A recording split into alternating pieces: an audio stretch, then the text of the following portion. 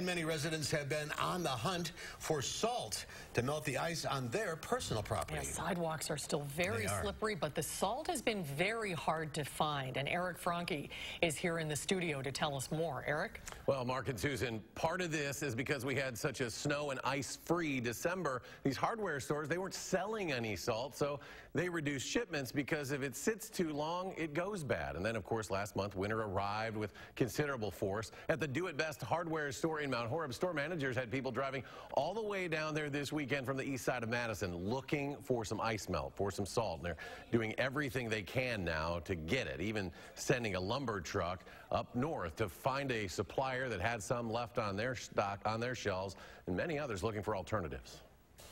With the big snowfall coming tonight, I mean, the phone has been ringing nonstop. Do you have sidewalk salt? Do you have sidewalk salt?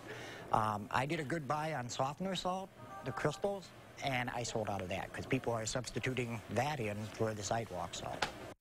Yeah, he says that'll work. He also says potash is another thing that'll work, but says in the colder temperatures, it simply is not as effective. Hodgson says he had to go back 7 or 8 years for the last time they had such a shortage of this ice melt, and each year he's actually been cutting back on what he's ordered because there just has been less and less demand. Mark and Susan? Except for this year. Yep. 38 days until spring. Right there. Thank you. Thank you, Eric.